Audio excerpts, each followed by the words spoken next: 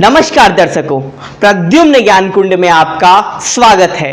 एक ऐसा चैनल जो आपको एकेडमिक लेवल से कॉम्पिटिटिव लेवल तक मजबूत बनाने के लिए प्रतिबद्ध है और तैयार भी है। बाल दिवस की हार्दिक शुभकामनाएं। आशा करता हूं खुशियों का त्यौहार दीपावली आपके लिए मंगलकारी रहा होगा, जिसमें आप अपने प्रियजनों से मिलकर तमाम खुशियों को साझा किए होंगे और बांटे होंगे। राष्ट्र प्रहरी, राष्ट्र निर्माता, भारत के पहले प्रधानमंत्री पंडित जवाहरलाल नेहरू की आज जयंती है। जवाहरलाल नेहरू मौजूदा परिवेश में एक जटिल व्यक्तित्व हैं।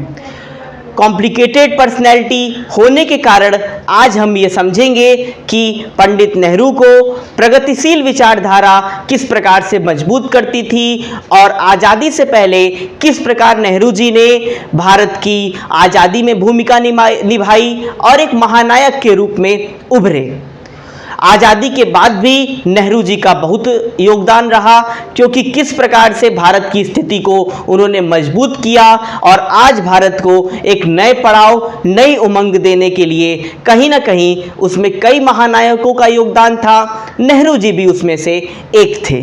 तो आज की वीडियो हमारी नेहरू जी को एक ट्रिब्यूट है, नेहरू जी के लिए समर्पित है और हम जानेंगे कि विचारधारा उनकी कैसी थी। और सबसे पहले मैं आपको ये समझने के लिए निवेदन करता हूं कि आप अपने जो माइंडसेट है, आप अपना जो दिमाग है, उसको थोड़ा ब्रॉड कीजिए। मैं ये कहूँगा कि अगर आपके पास कोई ऐसा व्यक्तित्व है जिसके सकारात्मक और नकारात्मक पहलू आपको दोनों मालूम है, तो आप ये बताइए कि आप उसके सकारात्मक पहलुओं को गौर करेंगे और उसे सीखने का प्रयास करेंगे या फिर नकारात्मक पहलुओं को। तो निश्चित रूप से आपका यही उत्तर होगा कि हम उसके सकारात्मक पहलुओं से कुछ सीखने का प्रयास करेंगे। उसी प्रकार से हमारे जो महानायक हैं, हमारे जो राष्ट्र निर्माता हैं और कहीं ना कहीं जो हमारे आज़ादी के नायक हैं, उनसे भी हमें बहुत कुछ सीखने का प्रयास करना है। वो बहुत कुछ सिखाते हैं, बहुत कुछ बताते हैं और अच्छाई बुराई हर एक इंसान का स्वरूप होती है, लेकिन उन महानायकों के योगदान को हमें निश्चित रूप से भुलाना नहीं चाहिए। और आज की वीडियो के माध्यम से हम ये समझेंगे कि वो खूबियाँ, वो अंदाज जिस प्रकार से उन्होंने भारत के लिए एक निश्चित रूप से बहुत बड़ा योगदान दिया। तो अगर नेहरू जी की बात करें तो एक प्रकार से उनका दो व्यक्तित्व है। और आज़ादी से पहले के नेहरू किस प्रकार से नए नवेले और एक युवा के रूप में अपने जोश और अपने हुंकार के बल पे किस प्रकार से अपने आप को एक ब्रॉड करते हुए और गांधी जी के पद चिन्हों पर चलते हुए किस प्रकार से उन्होंने बीच में जाकर, गांव में गरीबों के बीच में जाकर किस प्रकार से अपने आप को सीखा, गरीबी में सीखा और कहीं ना कहीं उनकी पीड़ा से वो वाकिफ हुए और आगे बढ़ने का प्रयास किया। एक संभ्रांत परिवार में होने के बावजूद, तमाम सुख सुविधाओं के होने के बावजूद, अगर नेहरू जी की ये विचारधारा थी कि हमें गरीबों के बीच में जाना है, गरीबों के दर्द को समझना है और भारत के मर्म को, जनमानस के मर्म को समझना है, तो निश्चित रूप से यह उस समय बहुत बड़ी बात थी। आज तो तमाम सुख सुविधाओं से भरा हुआ परिवार है और सुख सुविधाओं से भरा हुआ परिवार होने के बाद उनके घर के जो बच्चे होते हैं वो निश्चित रूप से एक प्रकार से गरीबों के बीच में जाना और उनके दर्द को समझना तो बहुत दूर की बात है, वो उनकी बात करना भी नहीं पसंद करते हैं। लेकिन उस समय जब गिने चुने किसी प्रकार से संभ्रांत परिवार होते थे, उस समय नेहरू जी की ये विचारधारा पे आप विचार कीजिए कि किस प्रकार से वो बीच में जाते थे और गरीबों के दर्द को समझा उन्होंने। एक अच्छे परिवार के होने के बावजूद पिताजी उनके एक बहुत बड़े वकील थे, नामी वकील थे, लेकिन वो इलाहाबाद में पले बढ़े, अच्छे घर में पैदा हुए, लेकिन देखिए किस प्रकार से वो अपने आप को गरीबों के बीच में और एक दुख और दर्द के बीच में अपने आप को रखकर उभरे, कई बार जेल गए। तो आज वो सब कहानियां हम अच्छे से जानते हैं, लेकिन हमें बस ये बताना है कि हमें समझना है आज़ादी से पहले आज़ादी से पहले तो तमाम जननायक थे जिन्होंने देश को बढ़ाया, देश का योगदान, देश को आज़ाद कराने के लिए अपना बहुत बड़ा योगदान दिया।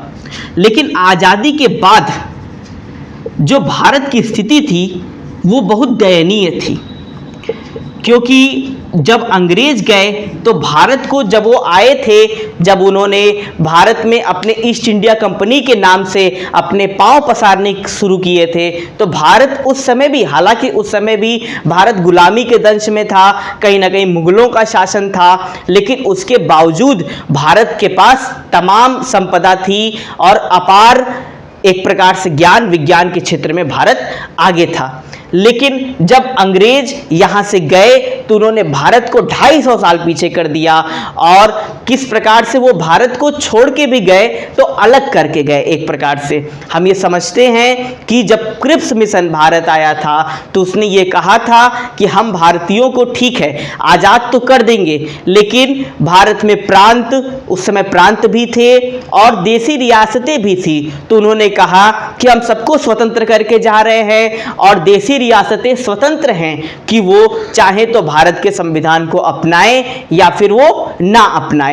मतलब उन्होंने कैबिनेट मिशन के माध्यम से भी यही कहा कि हम केवल, अगर हम जाएंगे तो केवल देसी रियासतों को सौंप के जाएंगे, बाकी उनका यह विचार होगा कि वो भारत संघ में शामिल होना चाहते हैं या नहीं। तो उस समय सोच लीजिए, एक तो भारत को उन्होंने इस प्रकार से जकड़ लिया था, इतना चूस लिया था कि भारत बिल्कुल गरीबी के जकड़ में फंसा हुआ था। और उस समय ये कहना कि देसी रियासतें स्वतंत्र हैं, तो आप बताइए देसी रियासतें भारत में शामिल क्यों होना चाहती उस समय? भारत में तो कुछ न आर्थिक रूप से मजबूती थी, न किसी प्रकार से, एक मानसिकता भी भारत की गुलामी वाली हो चुकी थी, तो देसी रियासतें, राजा महाराजा बिल्कुल शामिल नहीं होना चाहते थे।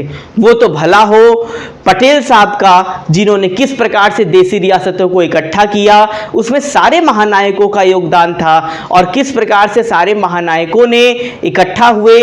पटेल साहब का सबसे बड़ा योगदान उस समय था, जिन्होंने देसी रियासतों को इकट्ठा किया, और उसके बाद से कमान संभाली नेहरू जी ने। संविधान भूमिका में भी, संविधान के निर्माण में भी बहुत महत्वपूर्ण योगदान नेहरू जी का था। और आज़ादी के बाद जब इन्होंने कमान संभाली तो एक ऐसे गरीब भारत को आगे लेके चलना था उनको, जो कि वास्तव में एकदम गुलामी के दंश से जकड़ा हुआ था, गुलामी वाली मानसिकता थी, गरीबी थी और बहुत बुरी व्यवस्था थी भारत की, और कहीं ना कहीं कई जातिगत समीकरण भी थे जो भारत को उस समय घेरे हुए थे।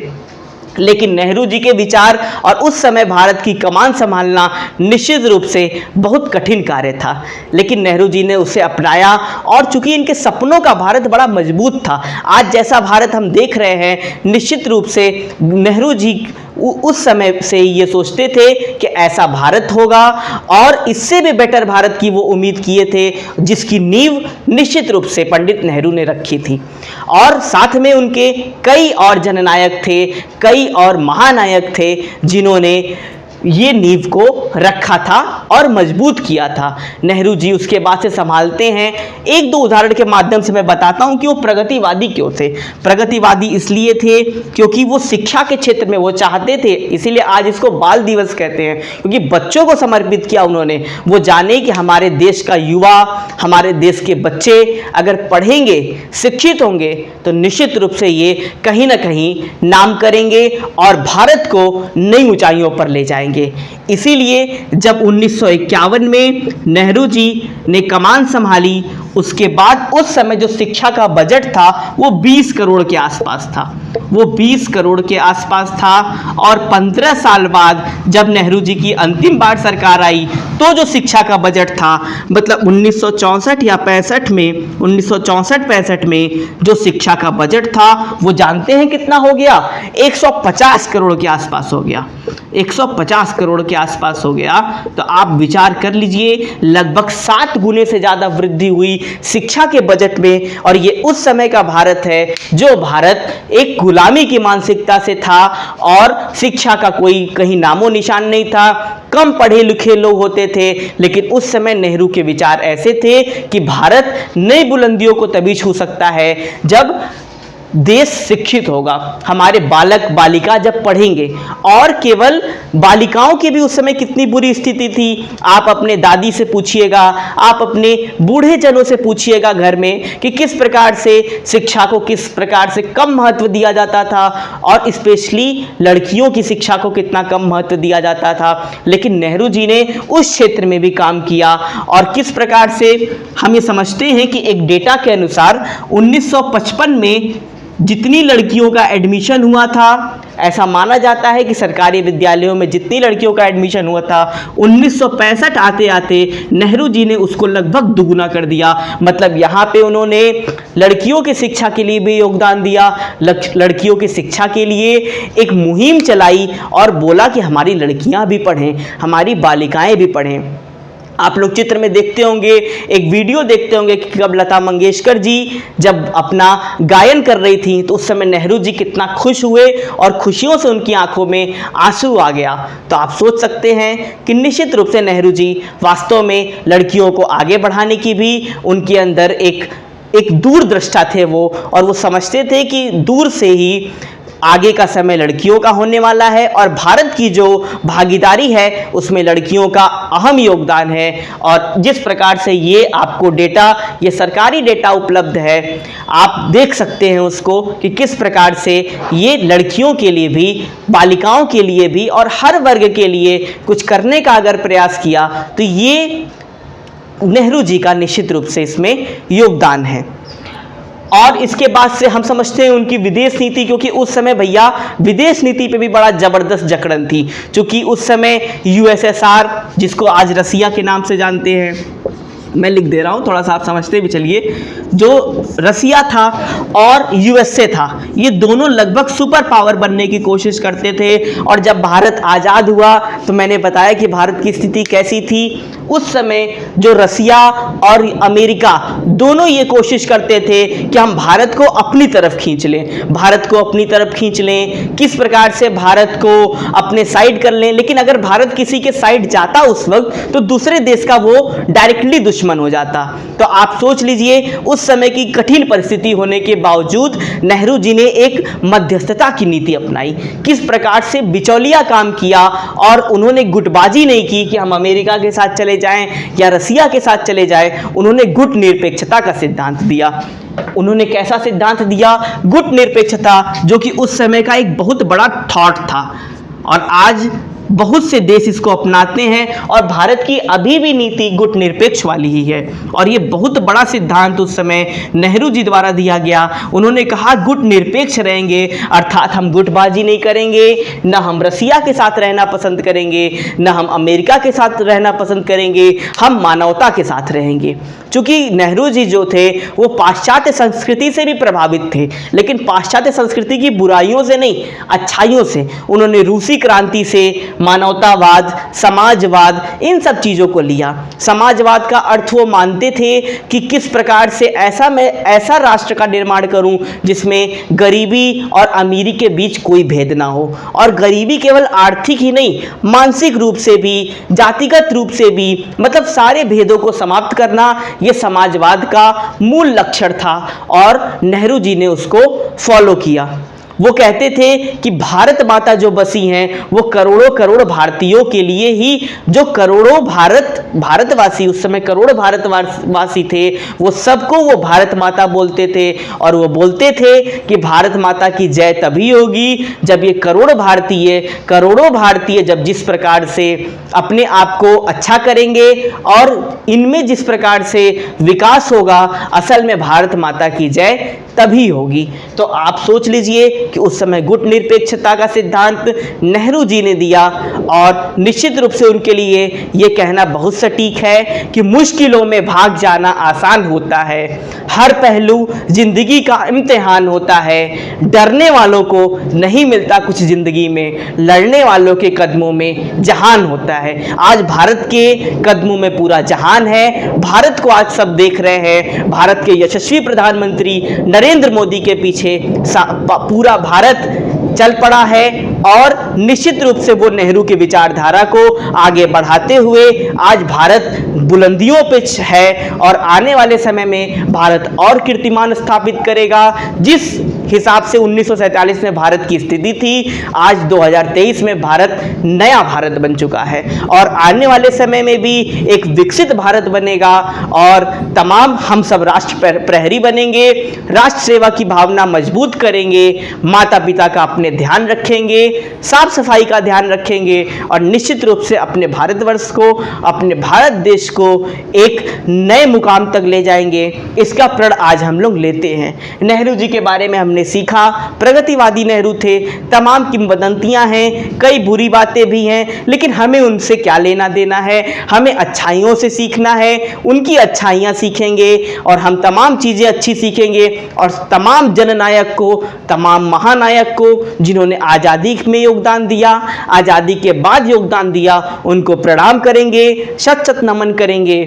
और जिस प्रकार से आपको अगर ये वीडियो अच्छी लगी तो निश्चित रूप से हमें सपोर्ट कीजिए, हमारे चैनल को सब्सक्राइब कीजिए, लाइक कीजिए, ज़्यादा से ज़्यादा मात्रा में शेयर कीजिए और कमेंट में ज़रूर अपने विचार रखिए और बताइए कि वास्तव में कैसा था आज का वीडियो।